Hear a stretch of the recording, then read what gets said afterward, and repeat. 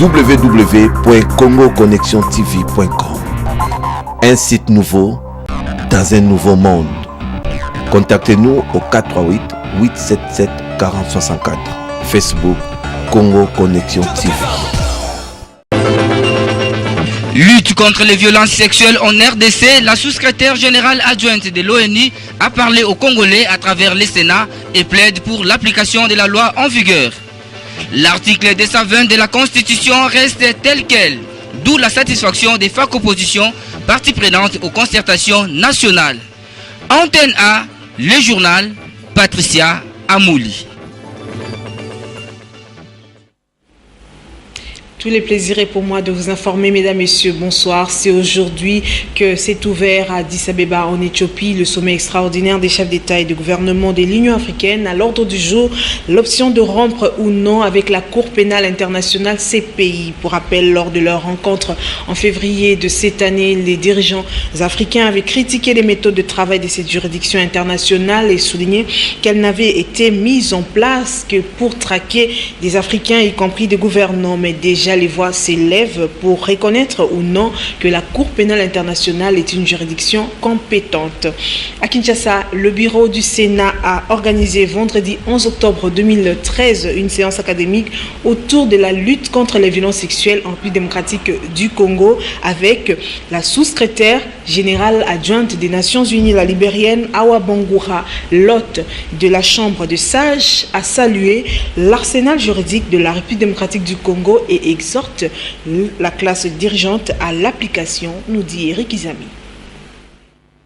Au travers du Sénat, la libérienne Zainab Awa Bangoura, représentante spéciale du secrétaire général des Nations Unies sur les violences sexuelles dans les zones en conflit, s'est adressée à la nation congolaise qui attend savoir et surtout connaître les grandes décisions du chef de l'État Joseph Kabila en vue d'éradiquer ces phénomènes, surtout dans la partie est de la République démocratique du Congo.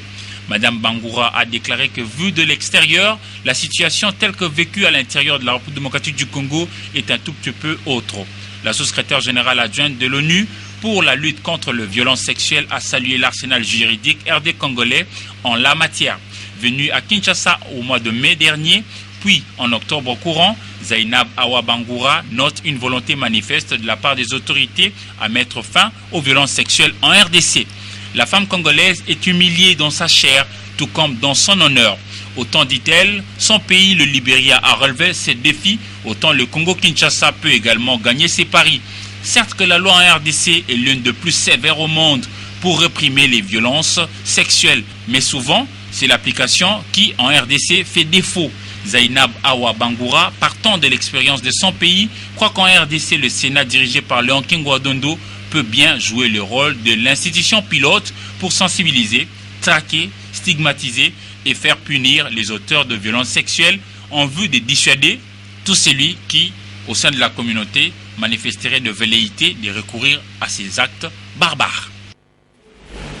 Nous allons quitter les palais du peuple pour filer au collège Boboto où un seul point était inscrit à l'ordre du jour ce 11 octobre au cours de la plénière de l'Assemblée provinciale de Kinshasa. Il s'agit du projet du calendrier de la session de septembre 2013 dite budgétaire qui a été en outre présenté aux députés provinciaux de la ville de Kinshasa. Africa Mujinga, Pepito Matondo, reportage.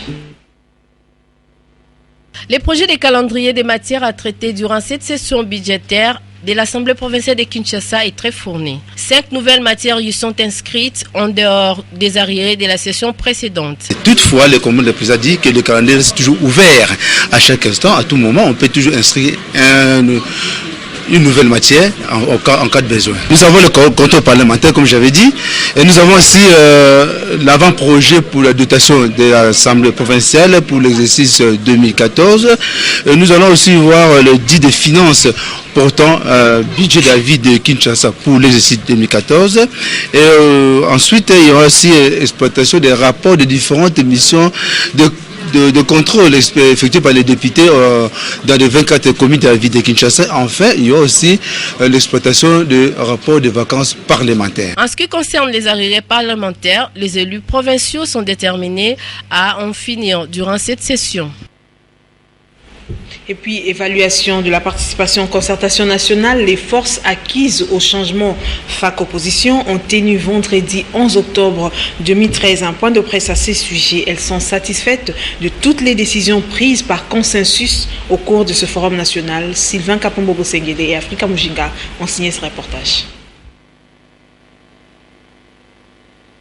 Après la clôture des travaux de concertation nationale initiés par le chef de l'État, Joseph Kabila, l'heure était arrivée pour les FAC opposition d'évaluer leur participation à ces assises. À en croire Lisanga Bonganga, modérateur de cette plateforme politique, toutes les décisions ont été prises par consensus à la satisfaction des FAC opposition. Consensus autour du principe de la non-révision de la Constitution, spécialement en son article 220 qui notamment limite le nombre et la durée des mandats du président de la République. Consensus sur la nécessité d'améliorer la gestion des finances publiques. Consensus sur la nécessité de procéder au paiement de la dette intérieure pour favoriser l'émergence d'une classe moyenne. Consensus sur la nécessité de réorganiser la CENI afin de permettre la tenue des élections crédibles en commençant par les élections locales, municipales et urbaines. Consensus sur la nécessité pour toutes les institutions nationales compétentes de s'impliquer dans le dossier du sénateur Jean-Pierre Bemba Gombo à la CPI afin d'obtenir la libération de ce dernier et son retour au pays dans les meilleurs délais. Consensus enfin sur la nécessité de rapatrier les dépouilles mortelles du président Mobutu Sese Seko et du premier ministre Tchombe pour leur digne inhumation au pays de leurs ancêtres. Afin de souder la cohésion nationale, les forces acquises au changement, opposition, ont promis de veiller aux grandes décisions que va prendre le président de la République, lesquelles traduiront en acte les attentes du peuple congolais conformément aux résolutions des concertations nationales. Le monde entier a célébré ce 11 octobre la journée internationale de la jeune fille. Le thème retenu est innover en faveur de l'éducation des filles. La manifestation officielle a été organisée dans l'enceinte du lycée Sainte-Germaine de la commune d'Indjili. Willy Kacha, reportage. La journée dédiée à la jeune fille célébrée pour la deuxième fois en RDC a été une occasion pour le ministère de l'EPSP et celui du genre, famille et enfants d'appeler la jeune fille à dénoncer les violences dont elle est l'objet en milieu scolaire, en famille et partout où elle se trouve. Une campagne de sensibilisation et de communication pour que dans les milieux urbains et ruraux, chaque fille et chaque garçon ait un accès à un enseignement fondamental de qualité grâce à une formation et un soutien adéquat. Elles sont également confrontées à diverses formes de violences physiques, des agressions, les viols. Je crois qu'on aura des relations coupables avec des garçons. Je veux vous dire une chose. Quand à 14 ans, 15 ans, 16 ans, vous devenez mère, vous avez un enfant, on vous appelle comment ? Fille-mère, n'est-ce pas?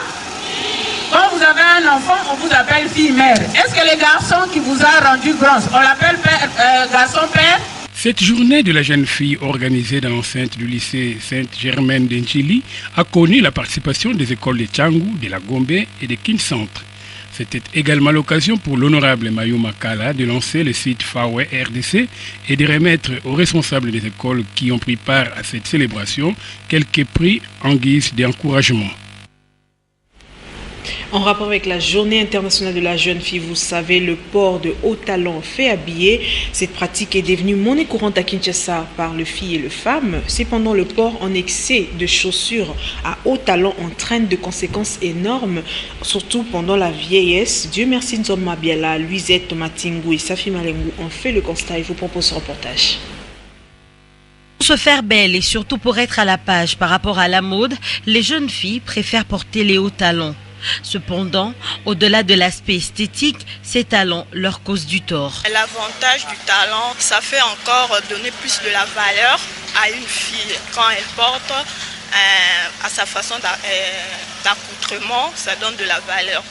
Tandis que les désavantages, c'est que quand la fille porte trop de talent, à la longue, elle aura des problèmes sur les pieds. C'est ça un peu les désavantages. La kinésithérapeute Mpongo des centres pour handicapés en évoque aussi les risques. Mais les inconvénients, il y en a quelques-uns. Quelqu'un qui porte des chaussures à haut talon a des risques. Si elle est très biche, elle aura des risques de traumatisme qui peuvent provoquer une fracture au niveau de la cheville. Ça peut provoquer une luxation, ça peut provoquer une entorse. Si elle porte des chaussures fermées, alors là, les orteils peuvent en pâtir. Je peux vous montrer, par exemple, cette image-là. Il y aura de hallux valgus, le gros orteil qui file sous les autres orteils. Porter des talons n'est pas du tout mauvais, mais les porter en excès nuit parfois à la santé, d'où la nécessité d'altérer avec des babouches et des chaussures basses. Les rues de Kinshasa sont peuplées des enfants en rupture familiale. Pour la structure Aide de chrétiens à l'enfance défavorisée au Congo, un travail devra se faire au niveau de la famille pour éviter les conséquences fâcheuses qui en résultent. Des explications dans son reportage de José Moussangana et Blaise Zunda. Considérés comme enfants sorciers ou victimes de vicissitudes conjoncturelles que connaissent leurs parents, quelques jeunes ont pris d'assaut les rues de Kinshasa en sémant troubles et terreurs. Pour la structure Aide des chrétiens à l'enfance défavorisée en République démocratique du Congo, il y a lieu de résoudre ces problèmes en amont, c'est-à-dire au niveau de la cellule de base. Ils ont besoin de l'encadrement, ils ont besoin de l'amour, ils ont besoin d'un endroit sûr pour dormir. Et pour cela, moi je me suis dit, nous devons faire quelque chose. Nous allons construire des écoles. Nous allons prendre les enfants de la rue, les garder à l'école. Nous ne voulons pas leur parler la journée et le soir ils rentrent à la maison et ils rentrent dans les mêmes désordres, dans les mêmes groupes. Quand ils sortent de la rue, ils ne rentrent plus. Nous les formons. Mais comme nous ne pouvons pas prendre soin de tout le monde à la fois, j'ai écrit les 2 livres, Parents prenons soin de nos enfants. Pourquoi? Pour que ceux qui sont petits ne sortent plus dans la rue. Ceux qui ne sont pas nés, quand ils seront nés, les parents sauront comment prendre soin d'eux pour qu'un jour nous ne puissions pas les perdre. Mais pour l'ONG, maintenant pour l'œuvre, pour l'œuvre de charité, nous allons prendre soin de ceux qui ont grandi déjà, ceux qui sont déjà dans la rue. De telles initiatives sont à encourager car l'avenir d'un pays dépend présentement de l'encadrement de la jeunesse, espoir de demain. Un mot en santé, 11 octobre 2006, 11 octobre 2013, cela fait exactement 7 ans que le chef d'État Joseph Kabila a promulgué le statut spécifique de médecin. Le président de la Commission nationale de contrôle du syndicat national de médecins Sinamed est revenu ce vendredi 11 octobre sur les 7 ans d'âge de ces textes, nous dit Jean-Lumier Kama dans ce reportage.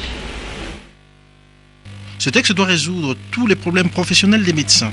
Ce qui était au départ une grande victoire pour la corporation médicale, à savoir la promulgation le 11 octobre 2006 par le chef de l'État Joseph Kabila du statut spécifique des médecins, peine aujourd'hui à porter ses fruits.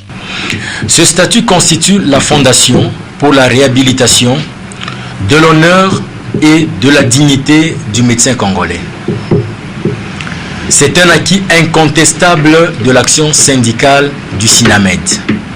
Aussi, le Sinamed adresse-t-il un vibrant hommage et ses vifs remerciements à son Excellence, Monsieur le Président de la République, chef de l'État, pour ce geste de haute portée politique, mais surtout sociale, en faveur des médecins congolais.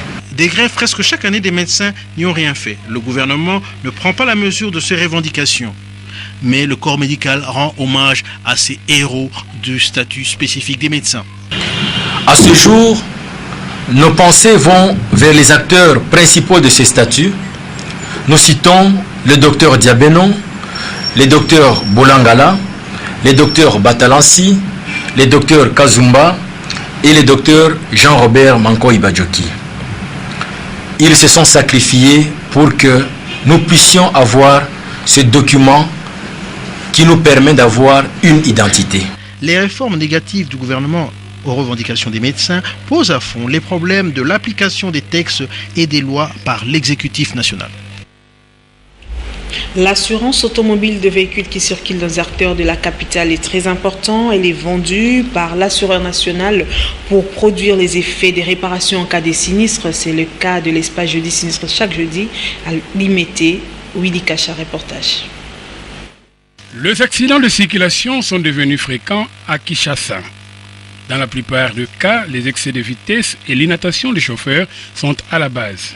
Aussi, bon nombre de véhicules victimes n'ont pas d'assurance. Voilà pourquoi l'assureur institutionnel en appelle les automobilistes à souscrire à cette branche d'assurance pour leur sécurité. Ceux qui ont compris l'importance de s'assurer ne regrettent pas car ils sont indemnisés tous les jeudis à l'espace jeudi sinistre. Tozali ba mama ya hôpital général tobengaka yango mama yemo tozali na service ya recouvrement donc tolandaka ba facture na biso ya ba malade ba sinistre baza na kati ya hôpital yango toyaka landa siko toye penja po ete toya kozwa mbongo oyo ezali ya ba facture oyo boye ya ba sinistre baza na kati ya hôpital. Pour ce 10 octobre, l'opération jeudi sinistre a été coordonnée par Lucien Ekofo, directeur régional de la SONAS.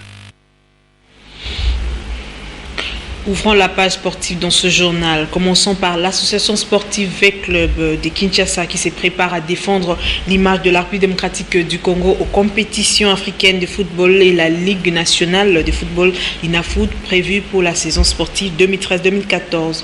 Suivez le match amical de vert et noir en face à la formation de la jeunesse sportive de Kinshasa, JSK Ndaïlambuchi. Cette fois-ci, les teams verts et noirs de la capitale ménagent sa monture pour aller loin dans les différentes épreuves engagées durant la saison sportive 2013-2014. Ce qui est vrai, ça fait drainer du monde. Les différents matchs amicaux de l'association sportive V-Club au stade Tata Raphaël de la Kétul. Le mercredi 9 octobre 2013, la dernière victime, la jeunesse sportive de Kinshasa JSK du tuteur Adonis Mbambi qui a subi la loi du football des moscovites de V-Club. Du grand jour, les capitaines Mampouya, les gardiens de but, les Camerounais Nelson Lokong, Chikito Lema, Dedi Etikiama et leurs copains ont corrigé les Kinois de GSK sur la marque de 3 buts à 1.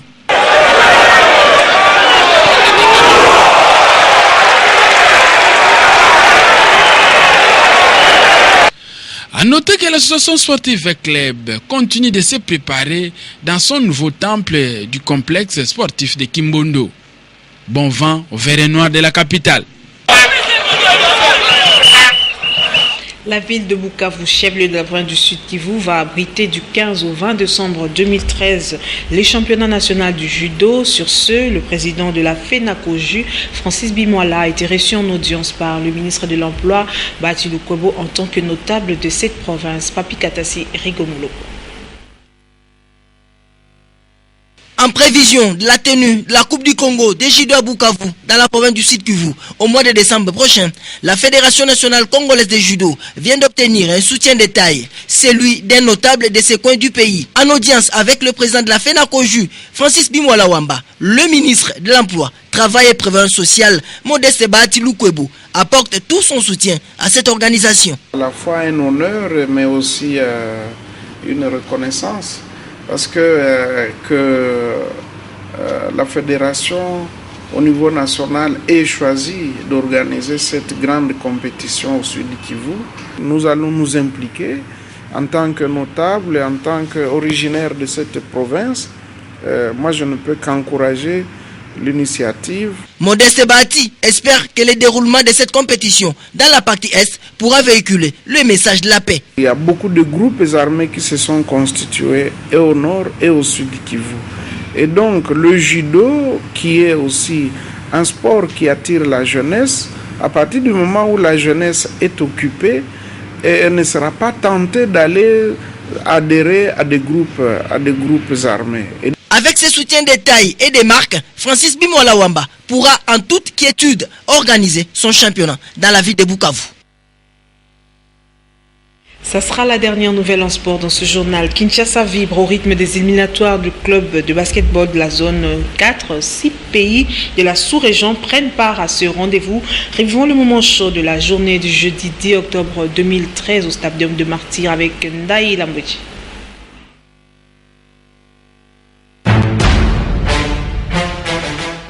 Une belle journée pour les clubs de la RDC qui prennent part aux éliminatoires de basketball de l'Afrique centrale. Le jeudi 10 octobre 2013 au Stadium de Martyrs de Kinshasa. Les résultats se présentent comme suit. Le Diable Noir du Congo-Brazzaville a subi une défaite devant le basket club Arc-en-Ciel de la RDC 40-67. L'INSS de la RDC a eu raison sur Ndela du Gabon 52-30. La formation brazzavilloise d'Interclub a atomisé le basket club poste 2000 du Tchad 81-57.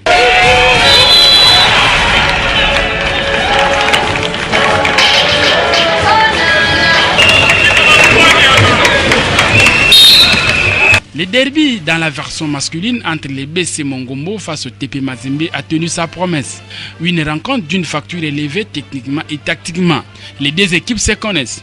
Seulement au 4e quart-temps, la victoire est revenue aux Congolais démocrates du TP Mazembe en battant les BC Mongombo de la Guinée équatoriale sur la marque de 44-55.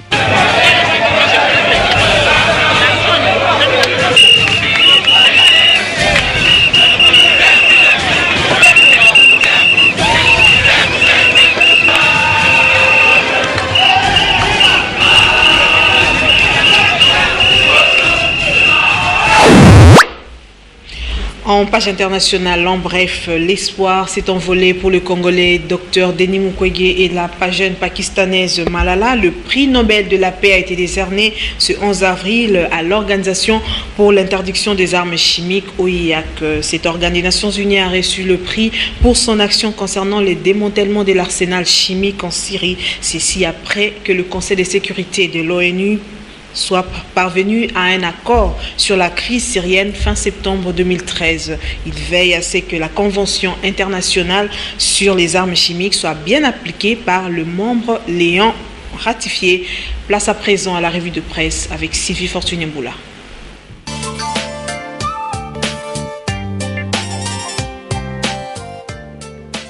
Bonsoir. Alors que la décrispation politique se dessine, Forum des As note que Kabila et Tshisekedi invités à maîtriser leurs extrémistes. La visite mardi dernier de l'émissaire du président Joseph Kabila chez le Finks de l'UDPS a suscité des espoirs auprès de ceux qui militent pour le rapprochement entre les deux hommes d'État.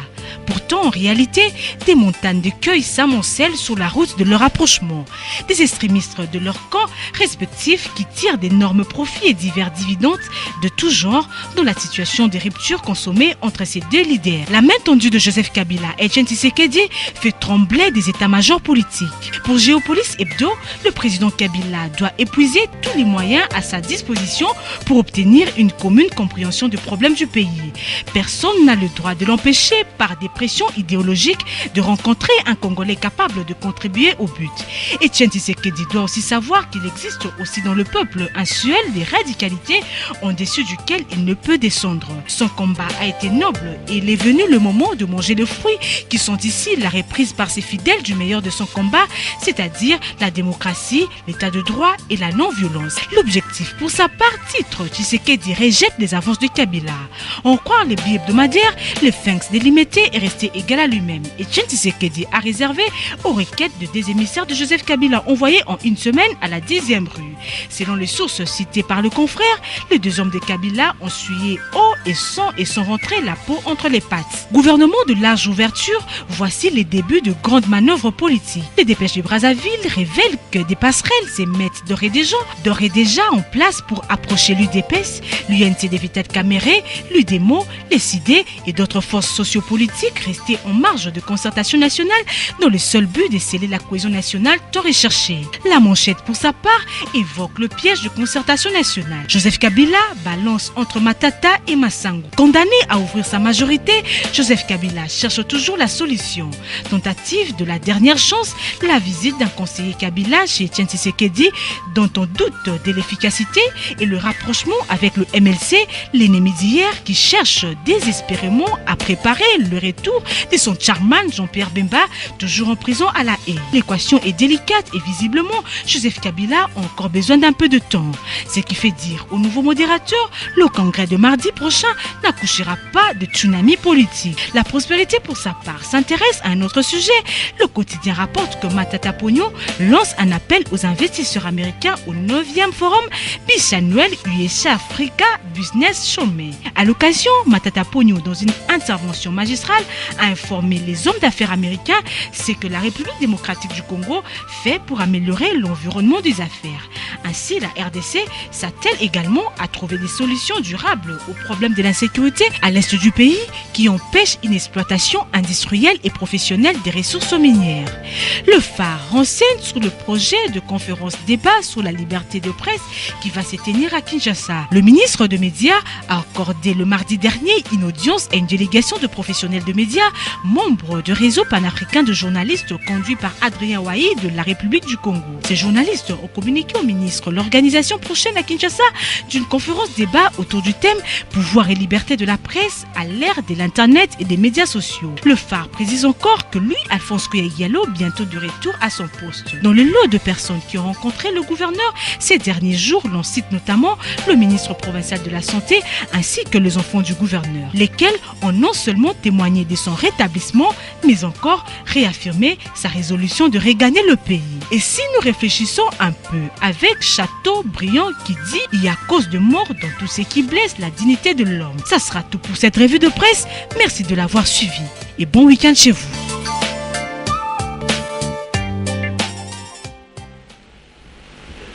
Ça sera aussi tout pour ce journal qui a été coordonné pour vous par Africa Mujinga. Moi et toute l'équipe technique, nous vous disons merci de nous avoir prêté votre attention. Passez un bon week-end en compagnie de programmes d'Antena. Au revoir. www.congoconnexiontv.com.